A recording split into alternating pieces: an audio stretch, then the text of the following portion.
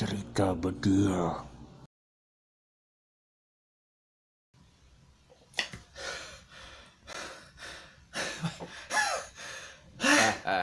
Bang Dul, gue diapain Bang Dul? Kayak diikat lah. Lu view-nya dikit sih, makanya gue ikat. Jangan gitu dong Bang Dul.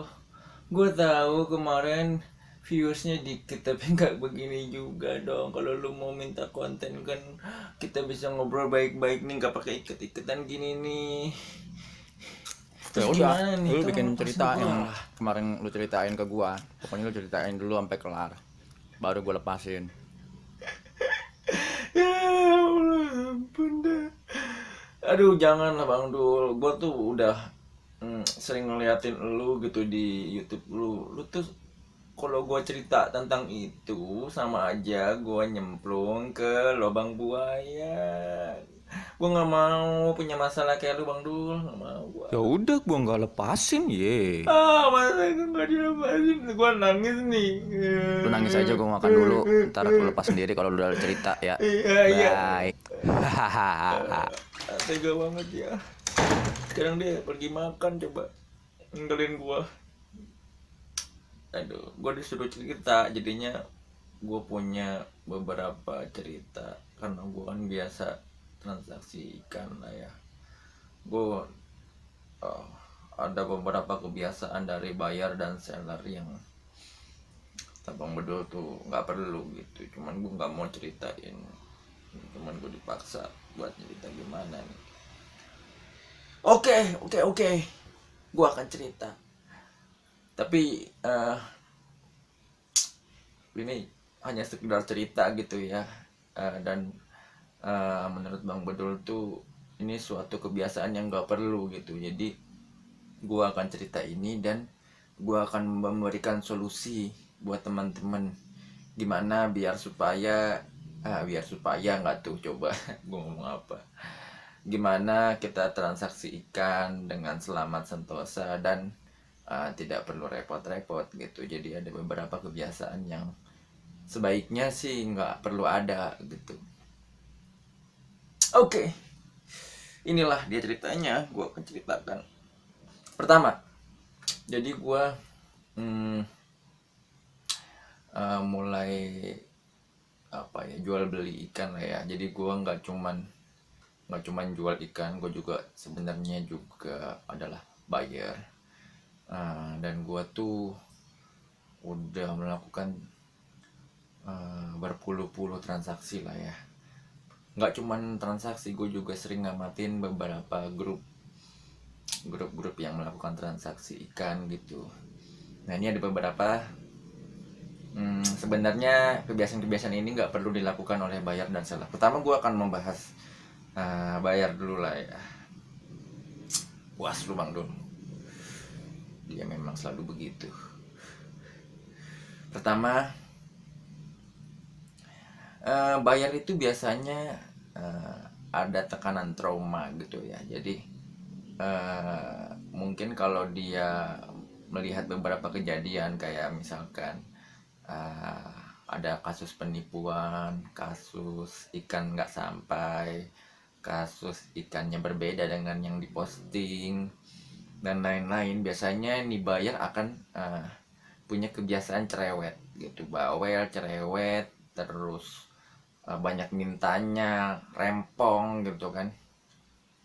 Tapi sebenarnya harusnya itu nggak perlu dilakukan seperti itu. Jadi buyer itu harus pintar-pintar lah gimana caranya biar kalian transaksi tetap dapat ikan bagus tapi aman. Karena gini, kalau kalian bawel, cerewet dan lain-lain, ada kemungkinan besar kalian bisa nggak mendapatkan ikan bagus. Kenapa begitu? Karena orang-orang yang punya ikan bagus itu nggak mau repot transaksinya. Lu bayar aja syukur, nggak ya udah gitu. Jadi gue punya beberapa pengalaman lah. Gue waktu itu pernah cerita ke Bang Bedul. Jadi ada beberapa buyer misalkan begini, Bang, gue mau beli ikan lu gitu. Terus gue boleh nggak lihat ikannya? Kan biasa gitu ya. Itu sih masih normal ya. Habis itu bisa lihat ikannya, gimana Bang, apakah gue harus COD-an, aku harus apa gitu. oke nih diturutin gitu sama sellernya, lalu lama-lama ngelunjak gitu, bang lu terima rekber nggak? Nah, gue bukannya nggak bukan gue sih sebenarnya ya, gue waktu cerita bang Bedul tuh dia termasuk yang nggak suka dengan rekber, rekening bersama ya, karena menurut dia dalam transaksi itu nggak cuman buyer yang berpeluang rugi, tapi seller juga sangat berpeluang rugi. Kenapa? Saat pengiriman ikan itu bisa mati, dan ikan mati itu adalah tanggung jawab seller untuk mengganti atau membalikkan uangnya, refund gitu. Jadi buat para buyer yang terlalu repot itu harusnya dipikirin baik-baik, karena sebenarnya sama-sama ada risikonya gitu. Cuman resikonya si penjual ikan adalah di ikan, resikonya buyer adalah di uang gitu. Enggak masalah, dua-duanya memang harus jeli gitu, harus hati-hati lah ya. Nah, untuk buyer sebenarnya nggak perlu repot. Kebanyakan yang repot ini justru malah menyengsarakan dia. Ada teman gua tuh yang repot, yang gua mau beli ikan yang bagus tapi murah. Coba itu. Gue bukannya bilang ikan bagus itu nggak ada yang murah, ada yang murah, tapi nggak semua orang jual ikan bagus itu murah. Memang pelan-pelan beli ikan itu, nggak bisa buru-buru. Nah, untuk kasus yang seperti ini, akhirnya apa? Temen gue ada yang seperti itu, dan akhirnya dia mendapatkan ikan yang selalu murahan. Karena apa? Seller-seller yang punya ikan bagus dan dia mau jual mahal, dia nggak akan mau menjual ke orang itu gitu. Nah, ini gimana cara menghindari agar buyer ini nggak rempong? Kalian sebagai buyer rempong, kalian harus menguasai teknologi, karena sebenarnya ada fasilitas di kita itu yang sangat luar biasa. Contoh satu adalah Tokopedia. Kenapa gua iklan Tokopedia? Bukan gua di endorse sama Tokopedia, bukan. Tapi bukan gue ya, ini channelnya Bang Bedul. Maksud gua tuh gua nggak dibayar juga sama Tokopedia, cuman Tokopedia itu memang sangat eh, apa aman lah. Jadi untuk teman-teman bayar gitu, cari tahu cara kerja Tokopedia. Sebenarnya Tokopedia itu gini, banyak orang yang nggak tahu. Ada beberapa teman-teman yang belanja lewat Tokopedia. Gue waktu itu ada yang lewat Tokopedia, terus dia udah transfer duitnya. Duit itu dipegang sama Tokopedia, enggak oleh seller. Jadi saat lu transfer, terus kan di situ ada tahapnya ya, menunggu konfirmasi. Habis menunggu konfirmasi, pesanan Anda diproses gitu kan. Itu belum cair ke penjual, belum. Duit itu belum cair ke penjual. Duit itu dipegang oleh Tokopedia. Saat transaksi sudah selesai, sukses, dan nggak ada masalah, nggak ada komplain, baru uang itu bisa dicairkan. Itu juga berdasarkan persetujuan oleh pembeli. Kalau si pembeli tidak melakukan persetujuan, maka uang itu tidak akan cair. Kalau kalian sebagai buyer yang mengerti teknologi itu, kalian hanya tinggal ajukan kepada seller, bang, misalkan kamu minta video ikannya ya, bang, gue mau beli ikan lu, coba dong gue lihat videonya. Oke, lu lihat, cek itu nggak usah lama-lama, karena di video itu kelihatan kok ikan bagus ikan jelek. Nggak mungkin bisa di face beauty sampai dia cakep banget gitu, nggak mungkin, yakin gue nggak mungkin. Ikan kalau manusia di face beauty mungkin bisa kena lah ya, kalau ikan di face beauty finnya nggak mungkin bisa naik gitu. Masa finnya pendek jadi panjang gitu kan, gara-gara face beauty, nggak mungkin. Jadi ya, nah habis itu kalian tinggal ngajarin aja ke sellernya, hey seller, gue mau transaksi di lu, tapi lu tolong bikin Tokopedia dong, bikin akun Tokopedia. Nanti pas udah bikin Tokopedia baru gue transaksi ke lu. Kalau lu belum aduh nggak enak banget tangan gue nih, keikat. Kalau lu belum bikin Tokopedia, gue nggak mau transaksi ke lu, gitu, simple gitu. Tapi kalau gue pribadi, gue itu melihat ke history. Jadi kalau lu mau beli ikan ke seseorang gitu, lu lihat aja akun Facebooknya, historinya kayak gimana, dia sering posting nggak di di grup-grup, terus dia aktif apa enggak, terus dikenal banyak orang apa enggak. Kalau dikenal banyak orang dan segala macamnya, ikannya bagus, lu beli aja, transfer aja, karena itu aman. Karena kalau misalkan dia nipu, lu bisa tanya ke teman-temannya gitu. Jadi begitu sih. Jadi solusinya itu sangat simpel. Jadi menurut gua nggak usah lu ribet ikannya bagus apa enggak segala macam. Lu lihat aja, kalau bagus lu beli, enggak ya udah gitu. Karena menurut gua beli ikan itu ya kalau lu mau bagus, lu langsung harus lihat langsung. kalau lu mau beli online ya serak-serakan. Kadang-kadang gini, justru malah akan menimbulkan kesesalan yang belakangan gitu. Penyesalan yang belakangan. Hmm, waktu itu gue pernah lihat ikan, oh ini kan bagus nih. Gue sebenarnya bukan nggak punya duit, tapi emang lagi nggak megang. Jadi waktu itu gue suka banget sama itu ikan. Nah gue tuh orang yang nggak pernah nawar. Jadi dia harga berapa, paling gue senawar-nawarnya itu free ongkir lah. Ini berapa bang, segini gitu. Aduh, gue lagi nggak megang duit lagi kan. Ya udahlah, gue ibaratnya tuh aduh gue pengen banget bang. Nah, gue ada sedikit cara juga ya buat teman-teman nawar, biar teman-teman nawar bisa dapet tapi nggak gila-gila banget gitu. Jadi kadang-kadang orang pemain baru nawar itu kurang ajar, mohon maaf, bukan apa-apa. Misalkan gini, dia itu mau nawar tapi dia nggak tahu harga pasaran seperti apa. Jadi misalkan harga berapa bang, 2 juta, ditawar 1 juta, orang gila kali.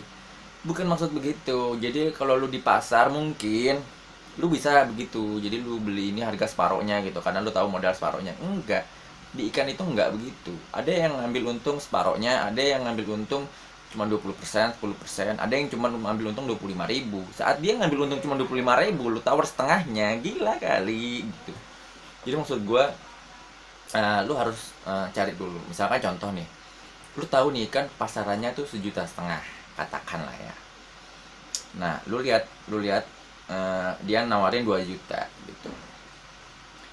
Lu pasti pengen gimana caranya nih kan harga 1,5 juta. Tapi lu lihat dulu, kalau ikan itu kualitas bagus dan istimewa dan orang-orang jarang punya, kalau gue sih kata gue sih tawar-tawar dikit terus lu sikat aja.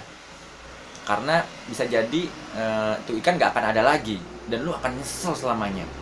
Tapi kalau tuh ikan banyak nih di mana-mana banyak, ya udah lu cari harga pasaran. Kalau dia ngasih 2 juta gitu, tapi biasanya dia nggak akan ngasih jauh-jauh sih. Misalkan pasarannya 1,5 juta, dia paling ngasih 1,6 juta, 1,7 juta gitu. Ya udah lu sikat aja gitu. Nah, banyak orang-orang ngomong, nih buyer banding-bandingin harga mulu. Contoh nih ya, misalkan dia nawar, bang, tuh ikan berapa harganya? 1,8. Di tempat lain 1,5 bang gitu. Nggak salah, buyer itu nggak salah karena dia pengen mendapatkan harga semurah mungkin. Dan saat dia membandingkan, biasa loh, saat kita bayar pergi ke pasar gitu kan, terus ini berapa bang ikan tongkolnya, goceng sekilo gitu. Di mana mana nggak goceng sekilo bang, itu biasa. Jadi lu nggak usah baper, nggak usah marah, nggak usah posting-posting berlebihan gitu. Apa ya maksud gue, itu suatu hal yang biasa lah. Jadi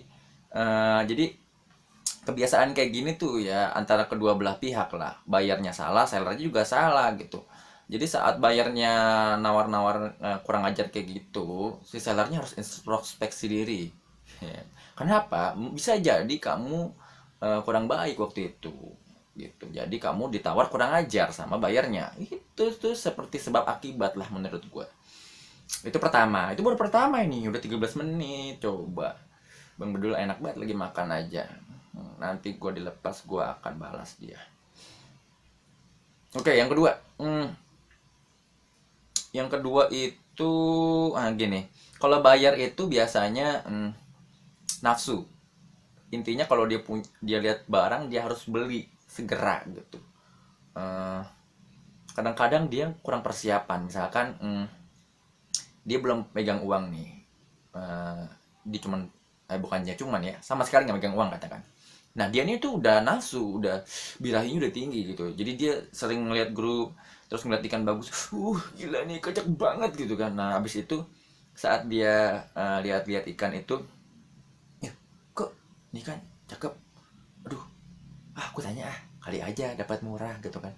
Dia nanya nih ke sellernya, bang berapa nih bang gitu, bang cek, banyak tuh yang kayak gitu kan, bang cek. Habis itu dia ngomong thanks informasinya gan gitu. Oh my god, itu menurut gua bayar gua bukannya mau ngatain, cuman sebaiknya jangan lah. Karena kalau memang lu penasaran ingin tahu harganya aja, jangan ngomong thanks informasinya Gan, karena orang yang jualan itu merasa nah, dia tuh lagi jualan dan dia tuh saat ada orang nanya itu dia dapat harapan. Saat harapan dibilang thanks informasinya Gan, itu emosinya luar biasa memuncak gitu. Jadi menurut gue jangan ngomong thanks informasinya bos gitu, tapi lu kasih bahasa yang halus lah, kayak misalkan bang gue sebenarnya pengen beli tapi gue belum megang uang gitu. Nanti kalau gue ada uang gue kabarin lu lagi ya bang, itu akan adem gitu. Walaupun pada akhirnya lu nggak akan ngabarin dia nantinya gitu, cuman ya lu bilang gitu aja untuk menenangkan dia gitu. Jadi lu nggak akan diposting PHP PHP gitu kan. Nah ini juga pelajaran sih buat bayar. Kenapa? Karena kamu yang membuat para seller sombong dan belagu. Kenapa gue bilang kayak gitu? Saat saat lu nggak punya uang, gue bukan ngatain lu nggak punya uang, tapi lu belum persiapan gitu, belum persiapan untuk beli ikan, tapi lu udah nanya-nanya, itu eh, lu akan membuat si seller itu merasa dirinya punya ikan berharga tinggi, terus lu nggak mampu, dan si seller itu bakal kayak orang nggak mampu aja nanya-nanya, krik gitu. Jadi menurut gue jangan beri peluang seller itu sombong, serius. Jadi kalau menurut gue lu harus siapin uang dulu seharga yang akan lu mau cari. Contoh lu mau nyari Cana Barca gitu, atau cupang blue rim yang full mass or full bending or whatever gitu. Nah lu siapin misalkan harganya berapa, 250.000 atau sejuta gitu. Lu siapin uang sejuta.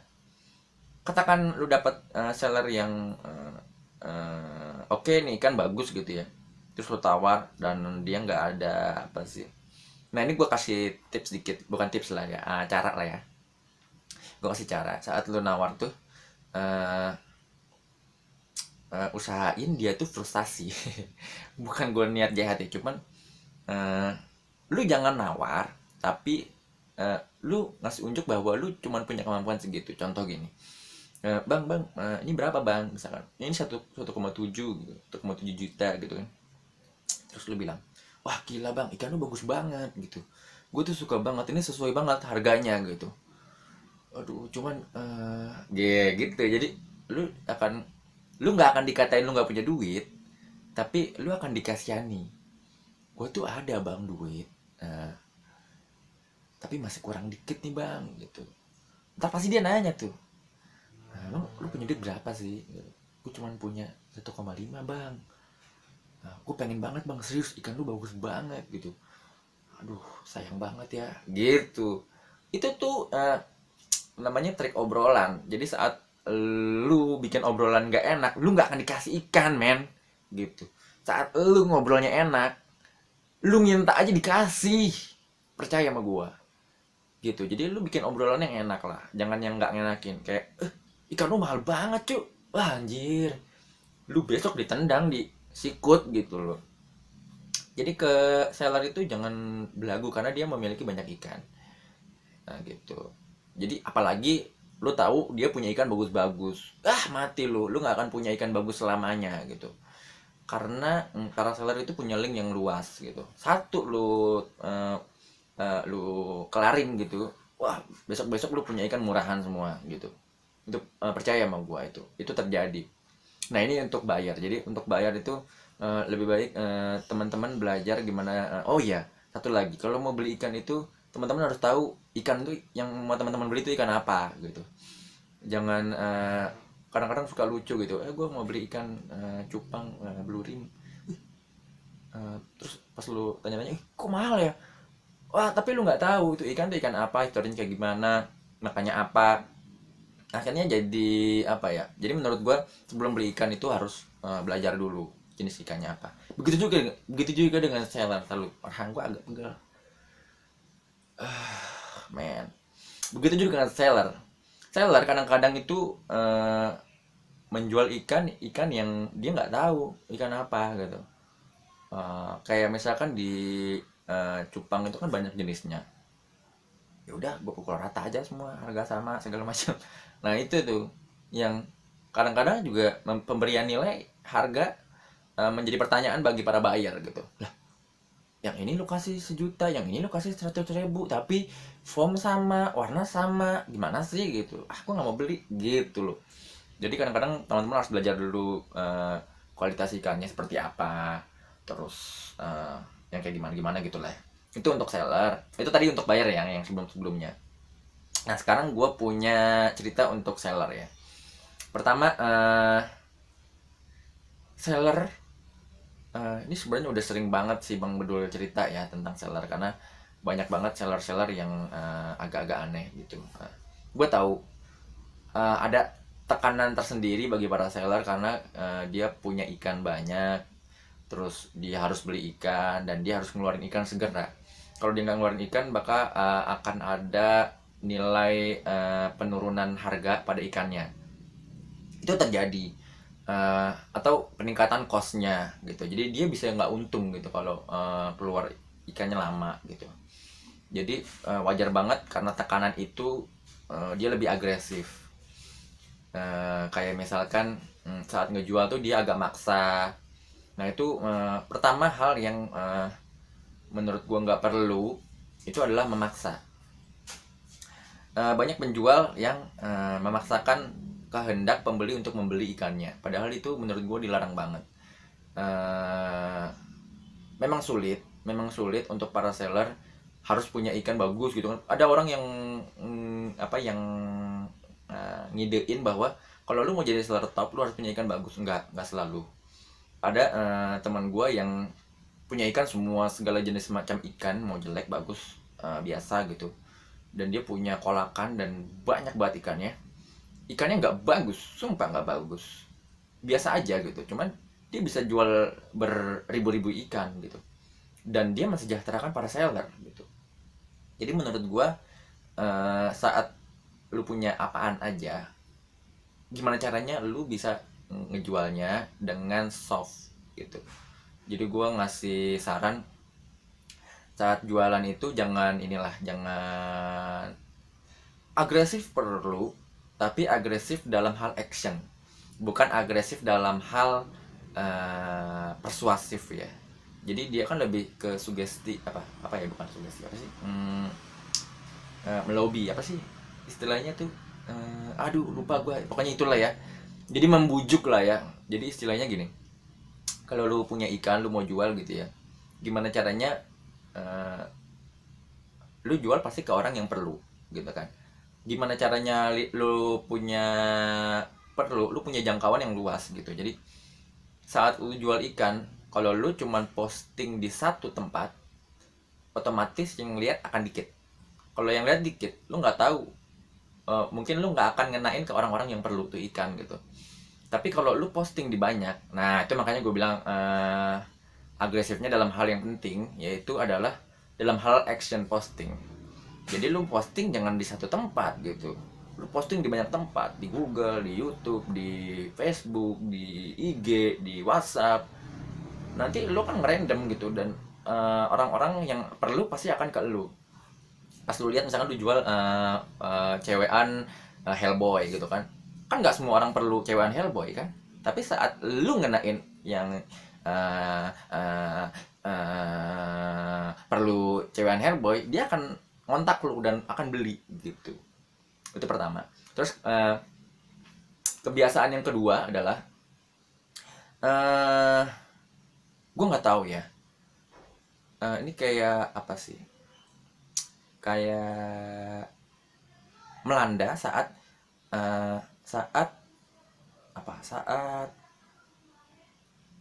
bukan saat COVID tapi saat media sosial sudah mulai merambah gitu kan. Memang ada beberapa orang yang mencoba menjual dirinya, dalam artian dia menjual ikan tapi memperkenalkan dirinya dulu. Itu bagus itu.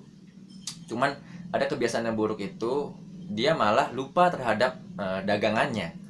Akhirnya dia malah lebih ke menjual dirinya gitu. Dalam artian gini, itu sebenarnya ada efek tidak baiknya. Efek tidak baiknya itu adalah, gue bukannya bilang jualan lu akan menurun dan segala macam, cuman akan ada efek condong ke lebih sombong. Akhirnya apa yang lu lakukan menurut lu itu adalah yang terbaik buat teman-teman yang lain gitu. Akhirnya seperti ini nih, ini awal awal awal mulanya muncul yang apa, posting-postingan PHP, terus apa tuh yang apa, yang kalau orang ngebeat terus beat and run, BNR. Nah itu kan kayak dipopulerin ya istilah-istilah BNR, beat and run. Menurut gue gini, oke, si bayar, bukan si bayar ya, tukang ngerjain seller itu memang jahat. Gue ngerti, gue paham, gue memikirkan hal itu, dan gue juga nggak setuju saat ada orang ngebit terus tiba-tiba lari gitu. Cuman itu sebuah akibat dari apa yang lo lakukan menurut gue. Karena kalau lu jualan baik-baik aja dan lu punya ikan nggak lu permainkan dalam artian gini, ikan jelek lu bilang jelek, ikan bagus lu bilang bagus gitu, dan lu jualan tuh ibaratnya biasa-biasa aja gitu ya, yang normal-normal aja, menurut gua beat and run itu bisa ketekan gitu, bahkan nggak ada gitu. Tapi beat and run itu keluar karena diri kita terlalu mencolok dalam artian orang melakukan iseng kepada kita itu kalau dia mulai nggak suka, ya kan, pasti gue yakin pasti karena nggak suka. Nggak mungkin orang nggak suka, orang suka dan baik-baik sama kita tiba-tiba ngejahatin kita, nggak mungkin. Gue yakin 1000% nggak mungkin orang lain ngejahatin kita kalau kita nggak songong ya. Tapi istilah-istilah itu muncul karena udah mulai banyak seller-seller yang agak menunjukkan dirinya gitu, apa ibaratnya nongak. Saat orang-orang udah mulai nongak, merasa udah sukses, merasa ini kayak Bang Bedul nih kerjaannya posting-posting ikan mahal, terus agak tengil juga dia kan. Nah itu dia udah mulai nggak disukain. Contoh kayak macem-macem lah, dia udah mulai nggak disukain sama orang-orang kan. Gue juga sebenarnya nggak suka nih saat gue diginiin sekarang. Lihat aja, pokoknya akan gue habisin dia nanti setelah ini. Gue juga nggak ngerti nih akan apa yang akan gue lakukan. Mungkin IG-nya bakal hilang setelah ini. Tapi kalau IG-nya janganlah, orangnya aja lah hilang.